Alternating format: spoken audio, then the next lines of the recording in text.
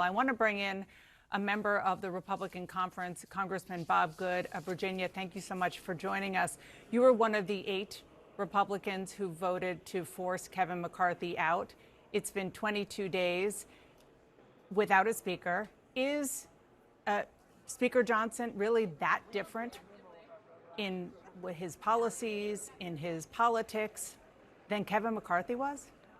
I'll point out, by the way, Dana, great to be with you again, that the Senate did absolutely nothing during the 3 weeks that we were working on giving America hope by electing a new speaker. Congress is held in very low regard, as you know, about 20% approval because of the failures of the past from both parties with congressional leadership. We've had, for the first time in modern times anyway, a true national contest for speaker where constituents could weigh in and let their elected representatives know who they wanted elected. Overwhelmingly, Republicans want change in the Congress, wanted change in the Republican leadership. It was worth taking a few weeks to get it right. As you know, we've also passed 4 spending bills out of the House. The Senate has passed 0, even though we gave them 3 weeks while we were working on getting the right speaker. Congressman, just a couple of things there.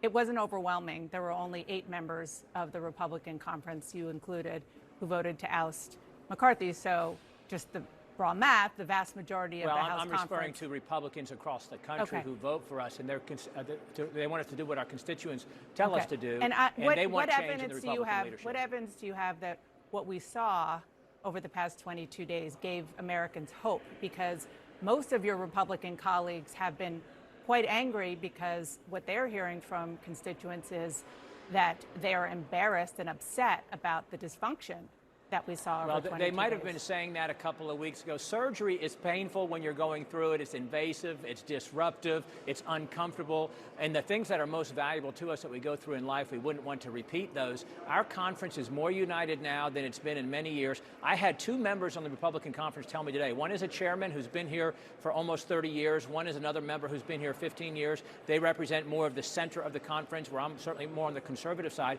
Both of them told me they have never seen the conference more excited, more united than we are today. Is it excited Hope has been or given just to the American people. exhausted? Hope has been given to the American people. If you were there, CNN certainly was represented last night when they saw how the conference was so united, unanimously behind Mike Johnson last night. So there was an organic reaction that you couldn't manufacture.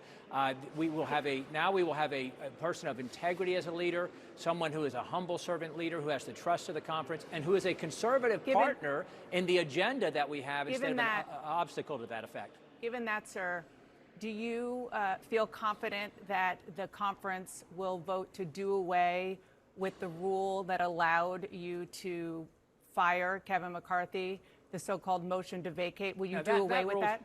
That rule's been in place for 200 years. It ought to stay in place, but it's a conference rule. That means that 218, it's a House rule. That means 218 members of Congress. Well, it's a House rule because you made it a House rule. Would you like me to answer the question? Sure. That means that 218 members of Congress can vote to change any House rule. And so if 218 members wanted to change, it will change. However, I think Americans will affirm, Republican voters will affirm, and members of Congress are increasingly realizing this was a necessary change, and we will be validated with the change that's been made with Mike Johnson. Even just yesterday, former Speaker McCarthy was trying to orchestrate an uprising to prohibit the voting of Mike Johnson to become Speaker today. I think members of the Republican Conference realized even more so yesterday how necessary this change was. So it should stay in place as far as you're concerned?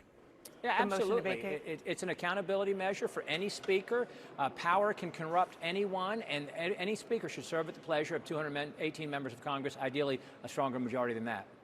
Before I let you go, just one other question. Speaker Johnson was a key player in trying to push a court case, which the Supreme Court ultimately did not accept, to overturn the 2020 election. He just took an oath as Speaker of the House. He is now second in line to the presidency.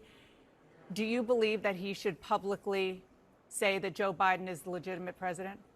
I think that's a ridiculous question. As you know, Democrats have spent the better part of 2 decades contesting elections, objecting to electoral votes for more than 20 years. You've got a former gubernatorial candidate in Georgia who has never acknowledged that she was the right, that she truly lost the election. Hillary Clinton said the election was stolen from her. It's a ridiculous question. Half the country didn't have confidence in the 2020 election. That's not the question. The question is whether or not Joe Biden is the legitimate president. That's the question.